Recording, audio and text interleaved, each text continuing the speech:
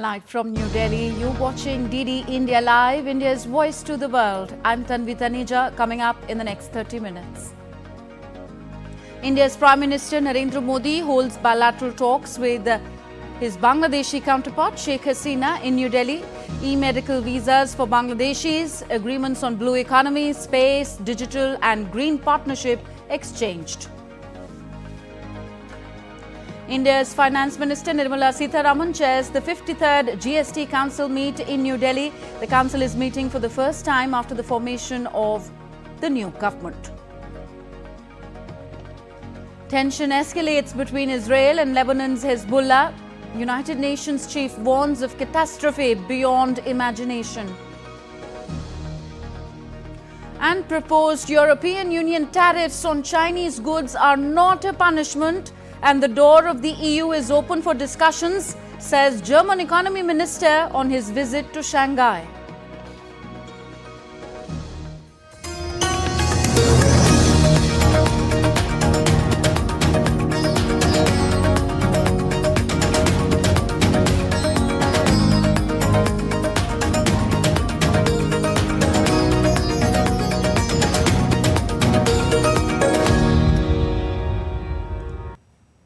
India's Prime Minister Narendra Modi held bilateral talks with his Bangladeshi counterpart Sheikh Hasina in New Delhi on Saturday to further deepen historic ties between the two countries. The talks covered a range of areas of bilateral cooperation, including development partnership, energy, water resources, trade, defence cooperation and more. Prime Minister Modi and Bangladeshi Prime Minister Sheikh Hasina also held delegation-level talks in New Delhi.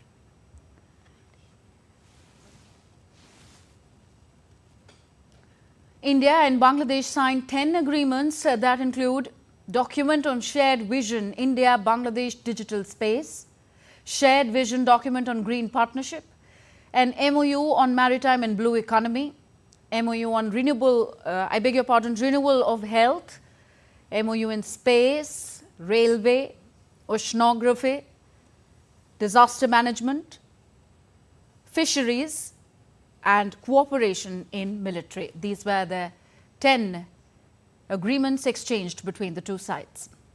India's Prime Minister Narendra Modi said that e-medical visa service for those who reach India for medical treatment from Bangladesh will be provided, and added that both sides agreed to start talks on comprehensive economic partnership agreement to bolster economic ties.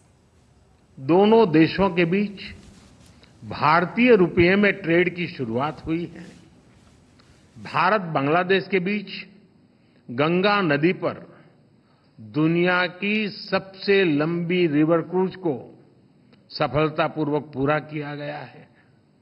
Bharat Bangladesh के बीच पहली cross border friendship pipeline पूरी की गई है। भारतीय grid से होते हुए नेपाल से बांग्लादेश तक बिजली निर्यात ऊर्जा क्षेत्र में सब रीजनल सहयोग का पहला उदाहरण बना है। एक ही वर्ष में इतने सारे एरियाज में इतने बड़े इनिशिएटिव्स को जमीन पर उतारना हमारे संबंधों के स्पीड और स्केल को दर्शाता है। Addressing the joint meet, Bangladeshi counterpart Sheikh Hasina said that India is the major neighbor, trusted friend and a regional partner.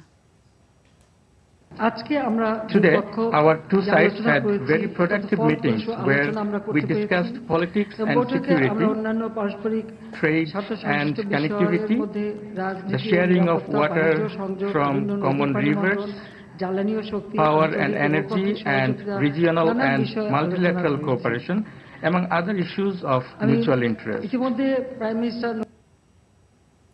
The long-pending Teesta water-sharing pact was also on the agenda between the two sides. India's Prime Minister Modi said that the country will send a technical team to Bangladesh for assessment on the matter soon.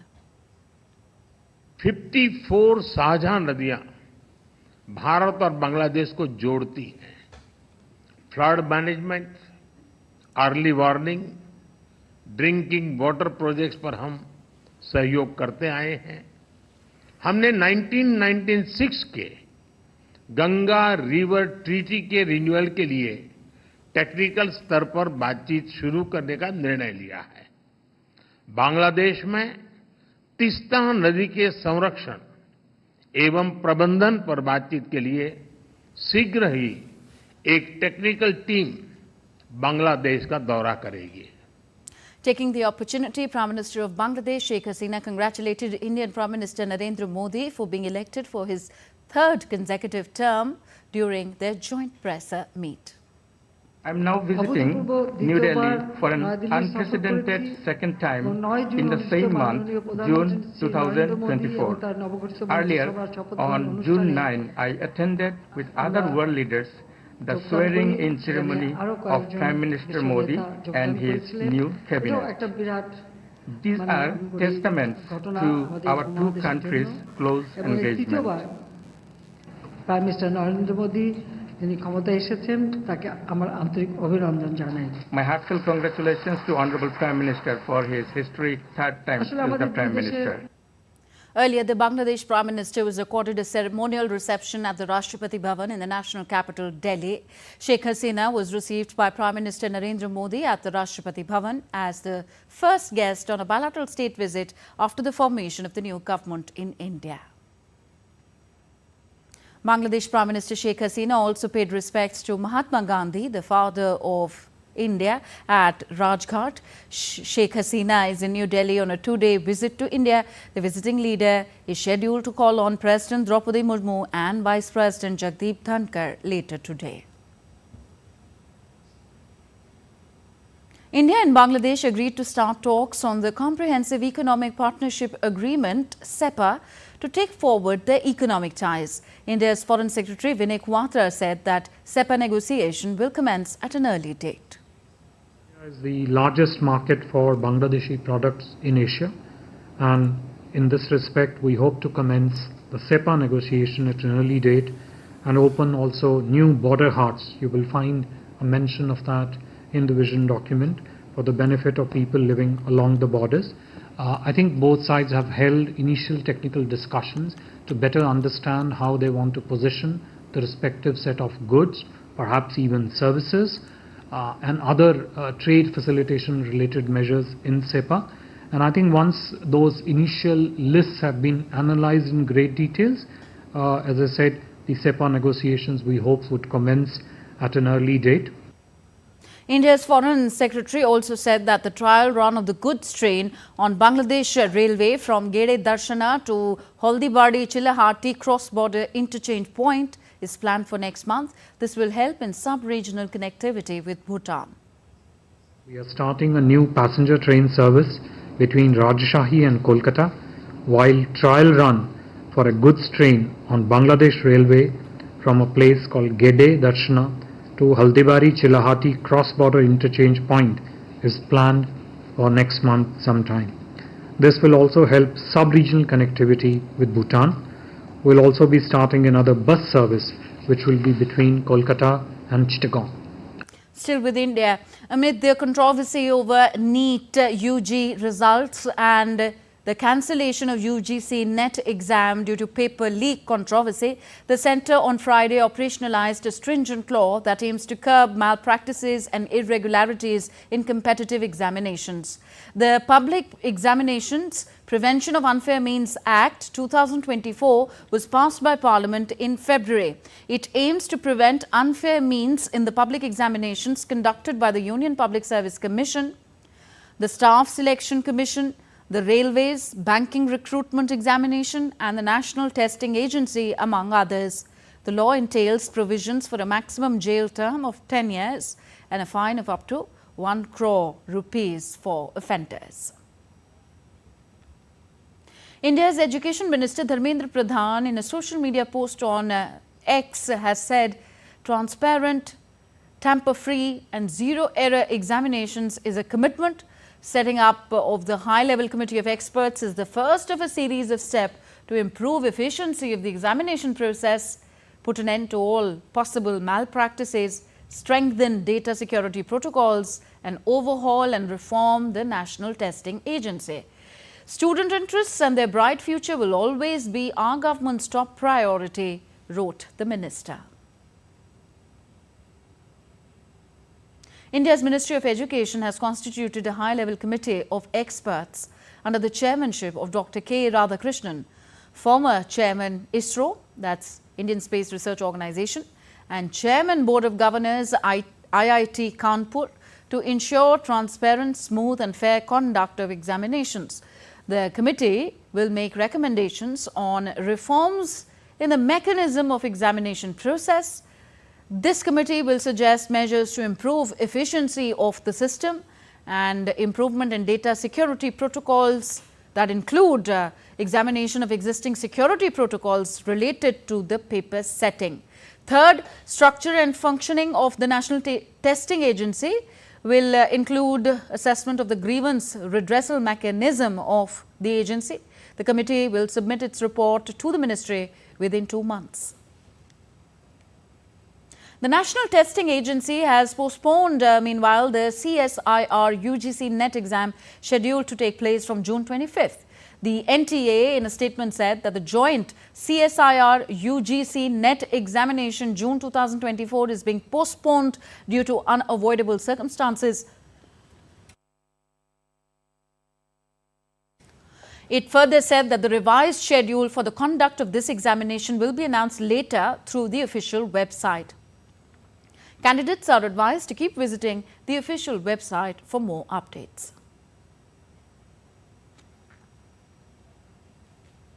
India's Finance Minister Nirmala Sitharaman on Saturday chaired the 53rd GST Council meeting in New Delhi. This is the first meeting of the GST Council after the formation of the new government. State finance ministers were present at the meeting. As is the norm, the GST Council gets together to discuss issues pertaining to the GST regime such as tax rates, modifications to policies and administrative challenges.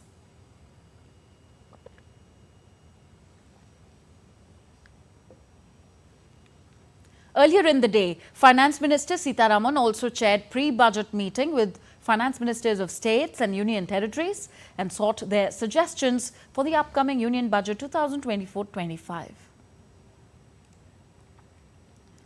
India's Purchasing Managers Index rose by 0.4 percentage points to 60.9 in June in comparison to May. According to a survey by HSBC, business activity in India got further strengthened in June, with the pace of job creation the fastest in over 18 years. The business activity was also strengthened by gains in manufacturing and service sectors. Manufacturers and service providers combined saw their output rise. More from India, the country's Home Minister Amit Shah inaugurated the fast-track immigration trusted traveller program at New Delhi's Indira Gandhi International Airport to revolutionize travel experience, making it faster, easier and more secure. The FTI TTP is an initiative by the central government designed for Indian nationals as well as overseas citizens of India. The initiative showcases the government's commitment of enhancing travel convenience for everyone. Individuals will need to apply online and submit their biometrics along with other required information as specified in the application form. Registration under FTI will be completed after necessary verification and confirmation of eligibility. And now we take a look at news from across the world. A satellite developed by China and France that is said to be the most powerful tool for studying the farthest explosion of stars was launched into orbit on Saturday. It is the first astronomy satellite developed by China and France. The satellite will study phenomena including gamma-ray bursts. Thousands of Apple fans queued overnight in the excitement of the official opening of the tech giant's first store in Malaysia. The store runs on 100% renewable energy and is designed using high-quality materials, including natural stone walls, polished stainless steel columns, light terrazzo floors and a timber ceiling. A ferry servicing the Cook Strait between New Zealand's North and South Islands has run around in a late-night accident. The 47 crew and drivers spent the night on board the ferry, which had power and supplies, but were told to wear life jackets in case the situation worsened. You're with us on DD India Live, still to come on this show. US Supreme Court upholds a federal gun ban for those under domestic violence restraining orders. Thousands of devotees visited India's Puri to witness the Snan Yatra or sacred bath ritual of Lord Jagannath and his siblings. And in sports, India to face Bangladesh in the Super 8 encounter of the ICC Men's T20 World Cup in Antigua.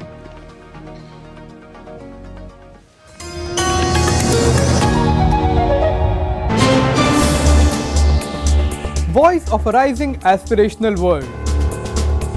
Stories of challenges, struggles and accomplishment. A world battling conflict, hunger and poverty. Embracing growth, development, science and technology. A voice of progress, a voice of unity. Watch Voice of the Global South with me, Akshay Dongre, only on DD India.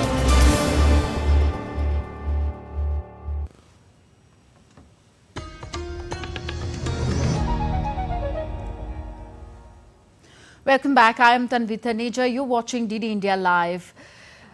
More from Asia. The Israeli army released a video on Friday that showed ground troops operating in Gaza and an aerial strike targeting Hamas compounds. The Israeli army located weapons in a university and eliminated armed terrorists in central Gaza.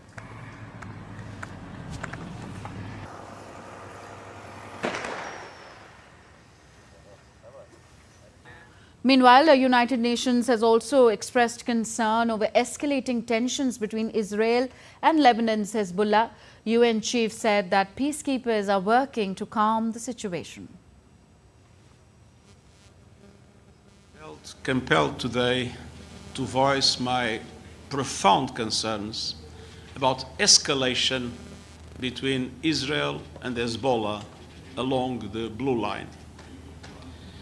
Escalation in continued exchanges of fire and escalation in bellicose rhetoric from both sides, as if an all-out war was imminent. The risk for the conflict in the Middle East to widen is real and must be avoided. On to the other conflict between Russia and Ukraine. Russia has launched a new missile and drone in an overnight attack on Ukraine on Saturday that has damaged energy facilities in the southeast and west regions of Ukraine. Facilities in the Zaporozhye region in the southeast and Lviv region in the west were damaged by the strikes. Meanwhile, Ukraine claimed to have shot down 12 missiles and all the 13 drones launched by Russia. Moscow has said its airstrikes against the Ukrainian energy infrastructure were in retaliation for the Ukrainian drone attacks on the Russian territory. DD India's Dasha Chernishova reports from Moscow. Moscow says Russian troops keep the initiative along the entire front line, consistently reducing the combat potential of the Ukrainian military. That's according to Russia's defense minister Andrei Belousov. Speaking at the meeting with the graduates of high military educational institutions on Friday, he also said that Russia is at the forefront of the fight to establish a just and equal world order. Defense ministry also said that over the past week, the Russian military launched 14 group strikes with high-precision weapons at the facilities of the Ukrainian military-industrial complex. And the total losses of the Ukrainian military amounted to 14,000 people, and 37 Ukrainian soldiers have surrendered. On Saturday morning, Russia's RIA Novosti news agency said the Ukrainian military were attacked in the west of the country in Ivano-Frankivsk and Lviv. 5 Ukrainian drones have been shot down by the Russian air defense systems overnight. In the meantime, Russia is marking the Day of Sorrow on June 22, the day which marks the start of the Great Patriotic War against Nazi Germany. Russian officials say today Moscow is once again fighting against neo-Nazism ideology. Dasha Chernishova reporting in Moscow for DD India. On to the U.S. now. In a mass shooting incident reported in the southern United States, Arkansas, At least 3 people were killed and 8 others injured outside a grocery store. Those injured include a law enforcement officer and also the shooter, who is critical and has been taken into custody. Emergency services were swiftly dispatched to the scene, providing urgent medical attention to the injured.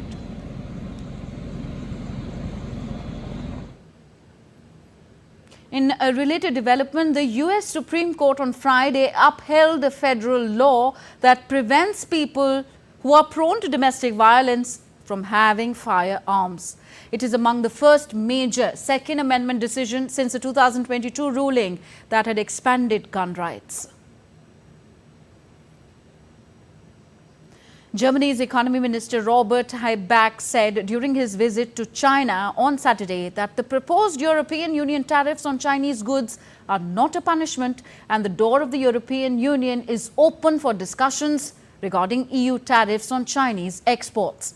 Germany's economy minister Robert Habeck's visit is the first visit by a senior European official since the EU proposed hefty duties on imports of Chinese-made electric vehicles to combat what the bloc considers excessive subsidies. China warned on Friday ahead of his arrival that escalating frictions with the EU over electric vehicles could trigger a trade war.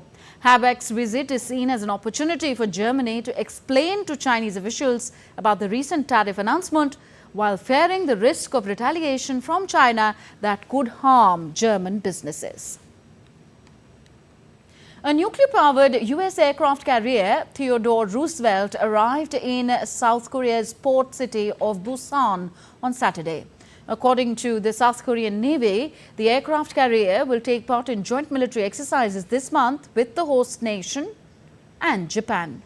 Earlier, the leaders of the 3 nations, US, South Korea and Japan, agreed at a Camp David summit in August 2023 to hold annual military training drills as they condemn China's dangerous and aggressive behavior in the disputed waterway of the South China Sea. And next we take a look at stories making news in India. Death toll in the Tamil Nadu Hooch tragedy has risen to 53, prompting political and judicial reactions. The people died after consuming illicit liquor in Kallakurichi district of southern state of Tamil Nadu. The Madras High Court criticized the government's inaction and demanded a comprehensive response to prevent such future incidents. Chief Minister M.K. Stalin has faced calls for resignation from the opposition party amid the matter. Long lines of people were seen queuing up on Saturday to fetch water from tankers from across parts of the national capital as the city continued to sizzle in the summer heat.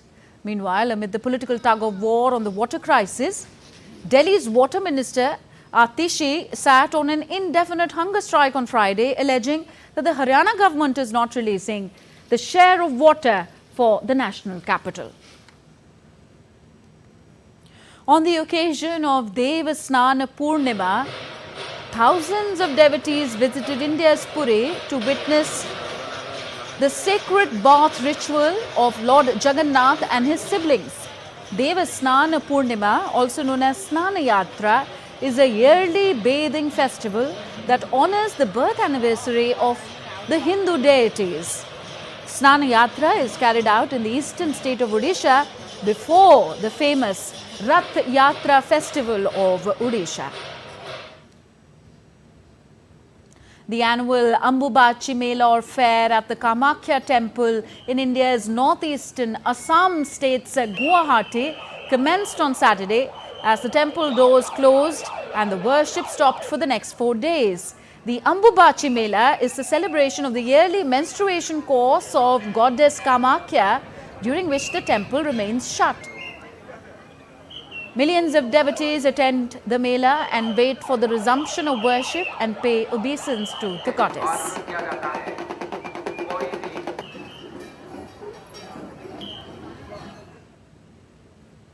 On to some sporting action now. The Indian men's cricket team will face Bangladesh in their second Super 8 match in the T20 World Cup today at Sir Vivian Richards Stadium, Antigua. The men in blue have looked one of the most balanced sides in the tournament so far, having won all of their matches. Despite low returns of star opening duo Rohit Sharma and Virat Kohli in the ongoing event, the likes of Surya Kumar Yadav, Hardik Pandya and Rishabh Pant have stood up and took the onus of scoring upon themselves. While the trio of Jasprit Bumrah, Arshdeep Singh and Hardik Pandya have been remarkable with the ball, while Akshar Patel, Ravindra Jadeja and Kuldeep Yadav have also got themselves the wickets. PETA India has donated a mechanical elephant to Purnimika Kavi Temple, which is known as the Temple of Letters at the Venganur in Thiruvananthapuram district. A unique 3-meter tall mechanical elephant weighing 800 kilograms is in honor of the temple's commitment to never hire or keep real elephants. Baladhasan will be the first mechanical elephant to be kept by a temple in Thiruvananthapuram.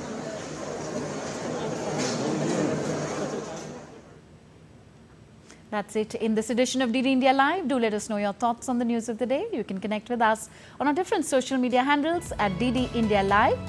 And for those on the go, you can catch all the latest news and updates on our DD India mobile app. So we will be back with more news as it breaks here on DD India. I'm Tanvi Taneja from my entire team here in New Delhi. Thank you for watching. Namaskar.